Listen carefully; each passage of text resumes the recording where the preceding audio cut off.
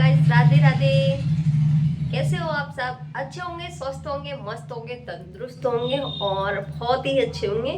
तो आज मैं ना एक क्या नाम है, सनातन हिंदू पद यात्रा मैं आप लोगों को लेके चलूंगी। और कहाँ लेके चलूंगी आप लोगों को पता ही होगा, क्योंकि मैं कुछ दिन से सनातन हिंदू इस पद यात्रा में भाग ले रही हूँ। तो आप लोगों को मैं कुछ ना कुछ दिखाती हूँ कहाँ कहाँ से। तो आज मैं दिखाऊंगी। उन्हें लग रहा है कि आगे की तरफ शायद जगह है, इसलिए वो धक्का दे रहे हैं। हाँ, वो रहना पीछे वाले हो रहे तरफ पुलिस को बहुत परिश्रम करना पड़ रहा है। आप लोग अपने स्थान पर बैठ जाएं।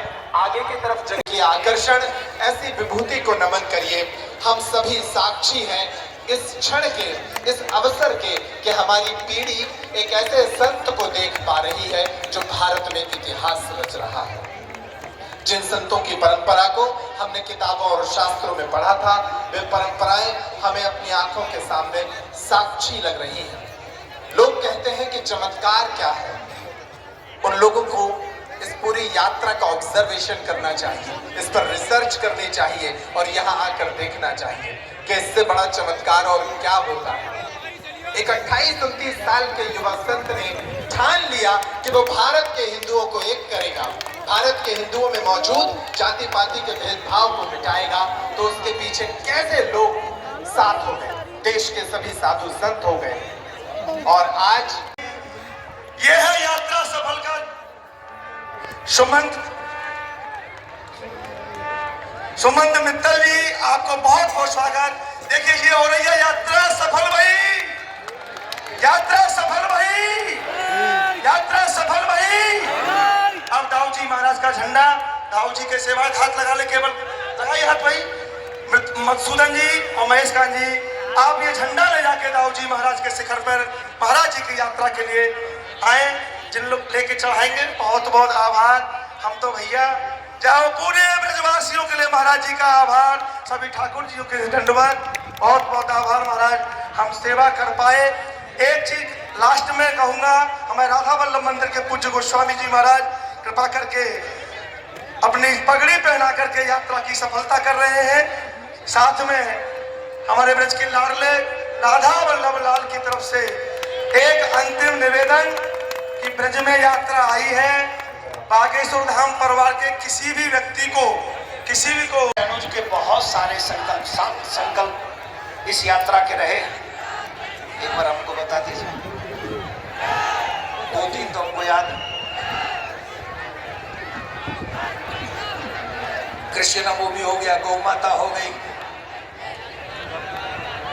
श्री यमुना मैया का शुद्धिकरण, भारत को हिंदू राष्ट्र घोषित करना, गौ माता को राष्ट्र माता घोषित करना और हम सब ब्रजवासियों का हृदय कृष्ण भूमि पर भगवान श्री कृष्ण का मंदिर का निर्माण करना, ब्रज परिसर को पुराना स्वरूप प्राप्त कराना, अवैध धर्मांतरण रोकना और मांस मदिरा से मुक्त इस ब्रज को करना। ये कौन सा ऐसा है जो किसी के ऊपर भारी पड़ेगा? कृष्ण भूमि हमारी है। मैंने आपसे कहा था, बहुत आप लोगों ने भी सुना होगा, सनातन सुना है, सनातन बोर्ड के विषय में कि नहीं सुना है? वक्फ बोर्ड के विषय में तो सुना होगा। उन्हीं का पापा बनाने की प्लानिंग कर रहे थे।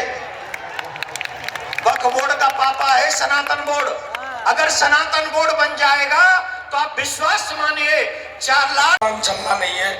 इसके नाते से मुष्ट का बना के बोल बजरंगबली की जय, जय श्री राम, जय श्री राम, जय श्री राम, जय श्री राम। भारत हिंदू राष्ट्र की जय, भारत हिंदू राष्ट्र की जय, सनातन हिंदू एकता पदयात्रा की जय, धर्म की जय, अधर्म का प्राणियों में विश्व का जय, जय श्री राम, जय श्री राम।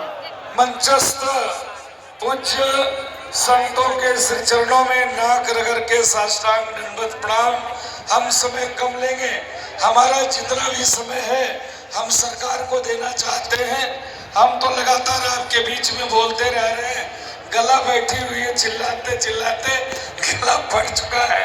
इसके नाते अपनी पूरी समय सरकार को, लेकिन जिस प्रकार से सनातन संस्कृति, हिंदू और हिंदुत्व को भगाने के लिए पूज्य बागेश्वर बालाजी सरकार के अनन्य सेवक, अनन्य भक्त पूज्य धीरेन्द्र कृष्ण शास्त्री जी महाराज निकले हैं। अभी पूज्य महाराज जी कह रहे थे कि जब भगवान श्री कृष्ण को देखा उस ग्वाल बाल के साथ खाते हुए, सोते हुए, उठते हुए, बैठते हुए, लीला करते हुए, तो स्वयं परम पिता ब्रह्मा भी भ्रमित हो गए। ये भगवान नहीं हो सकता है, ये साधारण व्यक्ति हो सकता है, इसको फालतू लोग भगवान बनाकर बैठे। जिस प्रकार से पूज्य धीरेन्द्र कृष्ण शास्त्री जी महाराज को देखने के लिए मैंने देखा, अभी जब मैं आ रहा था, उस पेड़ की क्षमता मुश्किल से तारीख थी जब 1966 में धर्म सम्राट स्वामी करपात्री जी महाराज गौ माता का आंदोलन लेकर दिल्ली गए थे और उन पर गोलियां चली थी। लेकिन 7 नवंबर 2025 वो तारीख थी जब प्रातः काल 10 बजे आद्य शक्ति कात्यायनी माता मंदिर शक्ति की नगरी से भक्ति की नगरी की पदयात्रा प्रारंभ हुई। माया की नगरी से माधव की नगरी तक की पदयात्रा प्रारंभ हुई और अभूतपूर्व बात यह कि उस पदयात्रा का प्रारंभ वाल्मीकि भगवान के पूजन के साथ हुआ और पदयात्रा बड़ी, कभी जवानों को समर्पित की, कभी देश के किसानों को समर्पित की, कभी सिखों के 9वें गुरु श्री तेग बहादुर जी एवं उनके परिवार ने जो हिंदुओं की रक्षा के लिए अपनी शहादत दी उनके लिए समर्पित हुई, कभी शहीदों के लिए दिवसीय समर्पित यात्रा रही। हर वर्ग, हर पंथ, सब संत, सभी मतों वाले, क्या बालक क्या वृद्ध, जहां देखो दिल्ली, हरियाणा, उत्तर प्रदेश, सभी जगहों पर यही होगी कि धर्मांतरण होने ना पावे और जो हो गए वो घर कैसे वापस आ गए। ये कार्य यदि 400 था वो मंडल के अंदर ही करना है। मंडल अवतार हुआ, ये मेरी मन कह रहा है, आत्मा कह रही है। ऐसा कभी किसी ने नहीं देखा। महाराज जी यहाँ पे संत भगवान बहुत बड़े बड़े महापुरुष बैठे हैं, इन सबको प्रणाम करके मैं इनके चरणों में वंदन करता हूँ।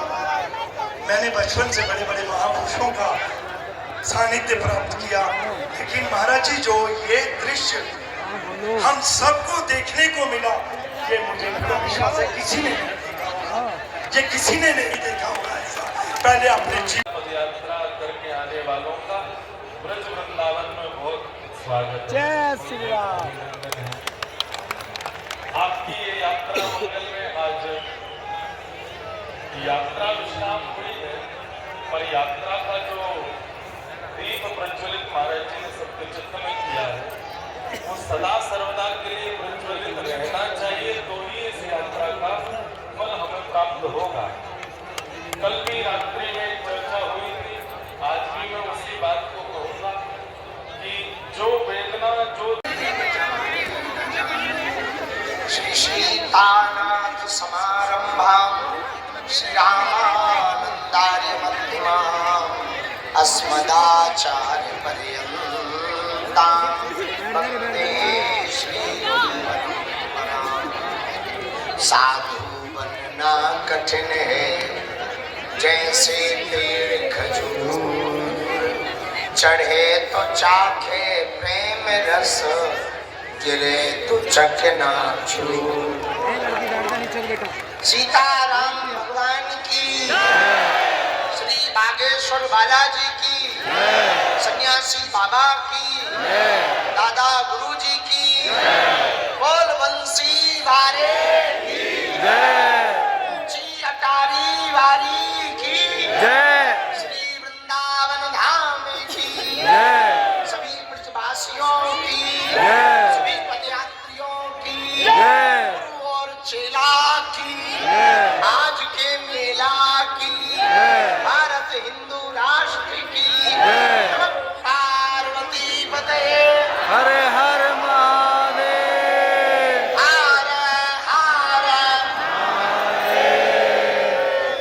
पंचासीन सभी संतजन, ज्येष्ठ भ्राता, अनुज, आचार्य, महंत, गोसाई, सेवायत परिवार, सभी ब्रजवासी, आप सबके श्री चरणों में साष्टांग दंडवत प्रणाम दास करना। आपकी कृपा बनी रहे। सभी तीर्थ पुरोहित पंडा यहाँ सन्मुख में भी, बाएं तरफ में और दाएं तरफ में संतजन को सन्मुख में भी विराजमान है। हम आप सबको प्रणाम करते हैं। देश के प्राण, सरहद पर खड़ा जवान और खेत का खड़ा किसान, वो भी सामने है।